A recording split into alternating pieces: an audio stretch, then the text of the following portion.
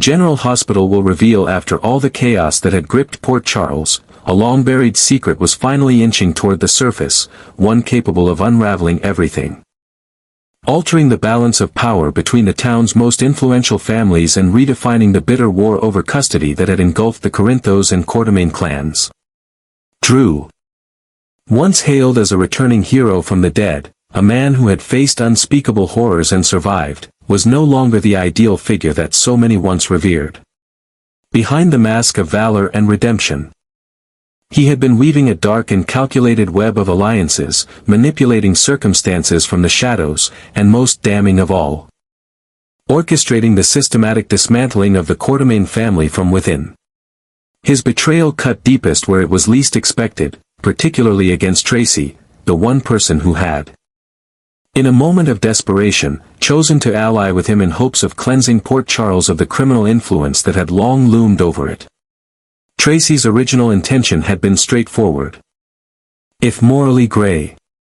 She sought to remove Sonny's pervasive grip on the city by forming an alliance of convenience with Drew, whose clean-cut image and public favor made him an ideal weapon against the underworld. But that plan crumbled the moment Drew turned on her. Without warning, she became the scapegoat in a highly publicized scandal involving the administration of ketamine, a situation fabricated to tarnish her name and remove her from the boardrooms and courtrooms where she wielded her influence. In that moment, it became painfully clear to Tracy that she had not only been deceived, but used as a pawn in a grander design, one in which Drew aspired not merely to advance his own power, but to seize control of both the Quartermain legacy and the moral fabric of Port Charles itself. The fury that erupted within Tracy was not one of wounded pride, but of righteous indignation. Her vendetta was not rooted in vanity, but in a profound obligation to protect what generations before her had built. The Quartermain name, for all its history of internal strife and corporate manipulation, had always meant something. And now, it was under siege by an intruder who cloaked himself in virtue while corrupting everything he touched. Determined to uncover the truth, Tracy channeled her rage into strategy. With years of political maneuvering under her belt, she began to pull the threads of Drew's polished facade, and what she discovered chilled her to her core. Her investigation uncovered a web of secrecy centered around Drew and Nina, the latter being the biological mother of Willow, who was, ironically, falling deeper into an ill-fated romance with Drew himself. Tracy unearthed a series of discreet hotel meetings between Drew and Nina, complete with security footage and eyewitness testimonies, suggesting their relationship went far beyond casual flirtation. Financial records showed unexplained transfers, untraceable expenditures under shell companies, and even hush money routed through third-party intermediaries. It became evident that Drew and Nina were not just romantically involved, they were partners in a dangerous game that spanned media manipulation, corporate deceit, and personal betrayal. While Willow was pouring her heart out to her mother about the blossoming love she felt for Drew, confiding in Nina her deepest vulnerabilities, Nina, without an ounce of hesitation, was sleeping with the very man her daughter adored. Tracy couldn't decide which aspect disgusted her more, the mother's hypocrisy or Drew's total moral bankruptcy. To Tracy, it was as if the rot had festered so deeply that the people around her no longer recognized right from wrong. What she saw wasn't merely a scandal, it was a systemic breakdown of trust, ethics, and generational dignity. The implications were staggering. Drew was not only seducing the daughter while betting the mother, but he was simultaneously leveraging their influence to undermine Carly, Michael, and the larger Corinthos Quartermain axis. He was positioning himself as a stabilizing father figure for Wiley and Amelia while clandestinely manipulating the media and court officials to swing the upcoming custody hearings in his favor. Tracy realized then that this wasn't a personal vendetta. It was a hostile takeover, of family, of legacy, of the soul of Port Charles. But Tracy Quartermain was not the kind of woman who allowed herself to be humiliated and discarded. She was a survivor of many wars, corporate, personal, and emotional, and now she would lead one final campaign, not just to clear her name, but to destroy the man who had dared to betray her and threaten everything she stood for. And this time, she would not fight alone. She would arm Michael with every weapon he needed, every scrap of evidence meticulously documented, emails, text threads, bank statements, video surveillance, confidential testimonies. She would strike precisely where Drew was most vulnerable, his false identity as a trustworthy father and partner. And as she prepared to unleash this storm, she did not feel rage anymore. She felt something colder, more precise. Justice. Not only for herself, but for every member of the Quartermain family, living and dead, whose legacy was on the verge of being defiled by a man who never belonged. She would see to it that Drew's deception would be his undoing, and that Port Charles would remember, once and for all, that Tracy Quartermain was never to be underestimated. Tracy's quest for truth did not stop at mere speculation or circumstantial evidence. Her determination led her deeper into the underbelly of deceit that Drew and Nina had crafted so carefully. It was during a routine review of the Metro Court's surveillance archives, something she demanded access to under the guise of security tightening, that she stumbled upon a video that would change everything. On the footage, dated several weeks prior to the scandal erupting, Nina was seen engaging in a hushed, clandestine meeting in the lower level of the parking garage. She appeared nervous, glancing over her shoulder repeatedly, before handing off an envelope to a woman wearing a dark coat, sunglasses, and a deliberately obscuring scarf. What stood out wasn't just the secrecy, it was the familiarity. That woman had been seen entering the same hotel elevator as Drew the night he was allegedly drugged. Digging deeper, Tracy cross-referenced the woman's image with known associates and, through a private investigator, identified her as a well-known escort who had ties to past entrapment cases. The pieces began to click together. Nina had orchestrated an elaborate trap. She had hired this woman not just to seduce Drew, but to ensure he was drugged, compromised, and recorded. A full video file was unearthed, capturing Drew, disoriented and clearly under the influence, engaged in sexual acts that could be easily manipulated to either frame him or control him. At first glance, it painted Drew as the victim. But when Tracy obtained banking records through a secure whistleblower portal, her heart sank. A substantial sum had been wired from one of Nina's offshore accounts to a numbered account linked to the escort. And worse still, that very same day, Drew had accessed the file himself and forwarded it to a private email address registered under an alias he used in business negotiations. This proved one devastating truth: Drew knew about the trap all along. Not only did he willingly go along with it, but he also weaponized the footage. The man who publicly portrayed himself as a betrayed pawn was, in fact, complicit in the entire scheme. He planned to use the tape as leverage during the upcoming custody hearing, manipulating public sympathy and judicial leniency by portraying himself as a wronged man struggling to regain dignity. The entire incident was a fabrication, not of Nina's making alone, but with Drew's full collaboration. This revelation struck a nerve so deep in Tracy that she couldn't ignore the ramifications. She realized that this wasn't just about Drew's betrayal of her, or of his attempt to steal the Quartermain empire. It was about two children, Wiley and Amelia, whose futures now dangled in the hands of a man who would go to any length, including psychological warfare and sexual deceit, to win power. Tracy understood then that she could no longer remain passive. But instead of going public and risking the evidence being dismissed as slander or manipulation, she did what a strategist of her caliber always does: she played the long game. Tracy arranged a private meeting with Michael, who had grown increasingly disillusioned with both Willow and the justice system. Her approach was calm, methodical. She didn't try to appeal to his anger or heartbreak over Willow's romantic involvement with Drew. Instead, she laid the evidence bare: the video footage, financial transactions, emails from Drew to Nina, even encrypted messages where Drew hinted at controlling the optics of the trial. Michael, at first stunned into silence, gradually shifted into something far more dangerous: focused resolve. For weeks, he had felt powerless. Now, he had the truth. And the truth was enough to tear Drew's carefully constructed facade apart piece by piece. Michael spent the next several days building a case with a precision born of both legal counsel and personal motivation. Every file Tracy had given him was authenticated. The timeline was reconstructed with forensic accuracy.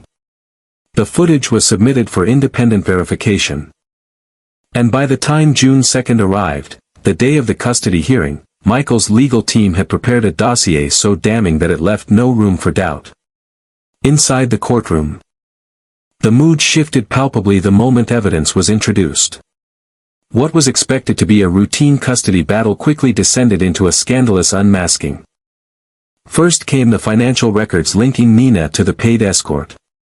Then the footage of the clandestine garage meeting. Then the video itself, redacted for court sensitivity, but clear enough to prove both Drew's drugged state and the deliberate orchestration of the encounter. The courtroom gasped as the prosecutor detailed how the video had not only been used as emotional leverage but was also part of an ongoing pattern of psychological manipulation Drew engaged in to disc. Redit Willow's past with Michael and bolster his own claim of parental stability. But the most explosive moment came when Michael's attorney presented email exchanges between Drew and Nina discussing damage control, optics, and their mutual goal of containing the fallout should Willow ever find out. It became undeniable, Drew wasn't a victim. He was a co-conspirator in a lie so grotesque it defied comprehension.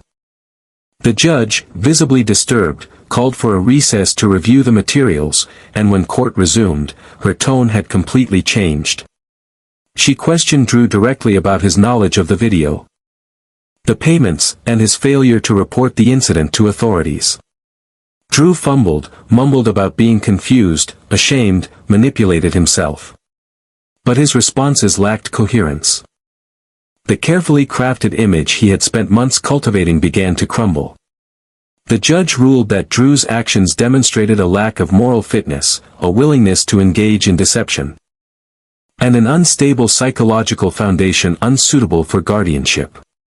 She granted Michael full legal and physical custody of Wiley and Amelia, pending a formal review, and imposed a restraining order on Drew, barring unsupervised contact with the children. Willow, sitting across from Drew, looked like a woman frozen in a nightmare. Her hands trembled as she watched her carefully constructed world implode. She had given Drew her trust, her heart, and shared her deepest fears and hopes with Nina, only to realize that both had lied to her with surgical precision. She did not speak as the verdict was read. She simply stood and walked out of the courtroom, pale and expressionless. Outside, the press swarmed, eager for statements. Michael, ever the composed figure, declined to comment in detail, stating only that his children's safety would always be his first priority. Tracy stood to the side, her expression unreadable, knowing she had done what needed to be done, not for revenge, but for legacy. Drew, meanwhile, disappeared down a service hallway, trailed by his lawyer and a wave of reporters shouting accusations. And just like that, the illusion shattered. The truth exposed.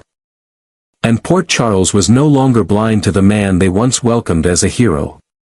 Drew was finished, not by scandal alone, but by the cold, relentless force of one woman's determination to protect her family at all costs.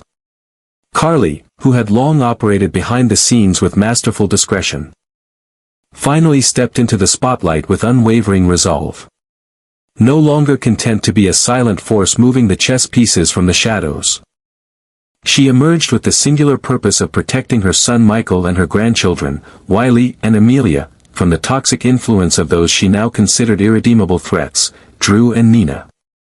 Her posture was calm but unshakable, her voice firm and deliberate as she made it known that she would stop at nothing to safeguard the children's future.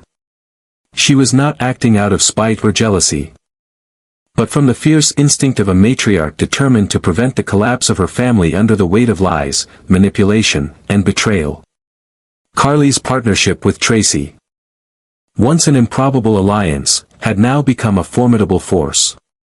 Their union was built not on friendship or shared affection, but on a shared understanding of what was at stake. They both had suffered. Both had been used and discarded by men and women who played with emotions and power as if they were toys. They understood each other in a way few others could. And this understanding allowed them to forge a strategy with military precision. Carly, with her network of media contacts and social influence, and Tracy, with her corporate intelligence and ruthlessness, launched a full-scale takedown of both Drew and Nina. What began as an act of personal vengeance had transformed into a moral crusade. The courtroom's ruling was both swift and seismic. After the presentation of overwhelming evidence, the surveillance footage, the financial transactions, the damning emails, and the orchestrated sexual entrapment, there was no room for ambiguity. The judge formally granted Michael full custody of Wiley and Amelia. Not only citing Drew's deception and psychological instability but also affirming that Nina's conduct was in direct violation of multiple state and federal statutes. Drew was stripped of all parental privileges, barred from making decisions regarding the children's healthcare, education, or financial inheritance. He was ordered to have no contact, direct or indirect, without explicit court approval, a condition so stringent it left no doubt as to the court's view of his character. Simultaneously, Nina's situation deteriorated rapidly. News of her involvement in the prostitution for blackmail scandal spread like wildfire across Port Charles.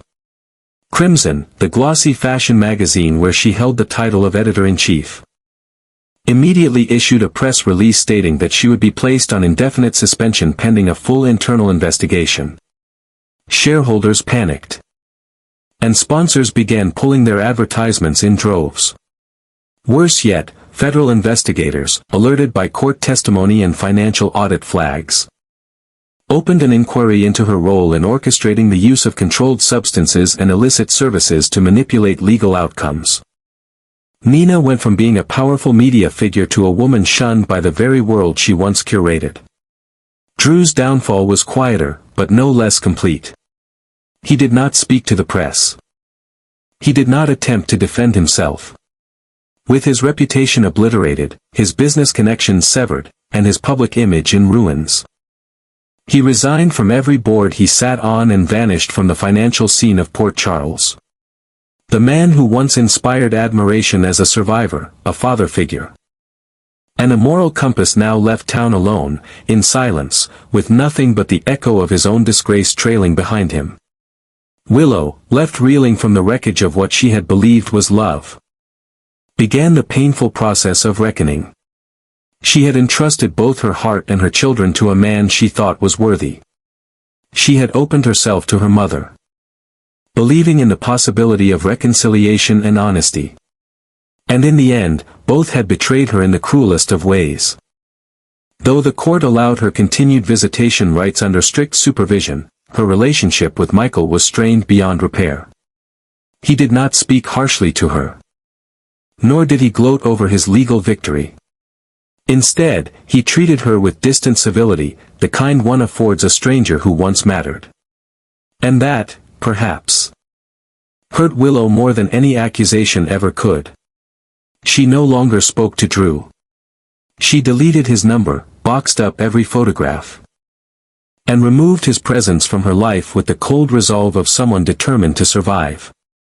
Her conversations with Nina became brief, clinical, and infrequent, centered solely on logistics related to legal proceedings or court-ordered communications. The emotional bridge between mother and daughter had been burned to ash, and there were no signs it would ever be rebuilt. In the aftermath, Port Charles experienced a shift. For years, the town had tolerated hypocrisy disguised as virtue, allowed secrets to fester beneath polished smiles and champagne toasts.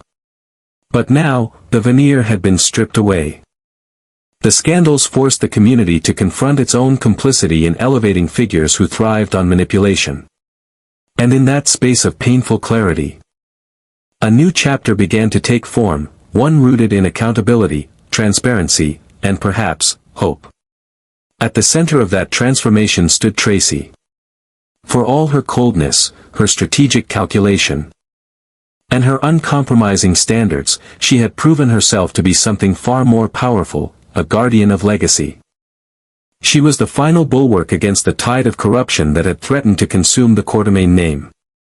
Her actions were not driven by sentiment, but by duty, to protect the past, shape the future, and ensure that the children bearing the Quatermain bloodline would not be raised in the shadows of deception. She returned to the family estate not as an outcast or a controversial figure, but as its rightful matriarch. Board members who once whispered behind her back now stood when she entered the room. Her decisions carried weight. Her silence commanded respect. And through it all, she remained as sharp, defiant, and dangerous as ever, proof that sometimes it takes a steel heart to preserve the soul of a family.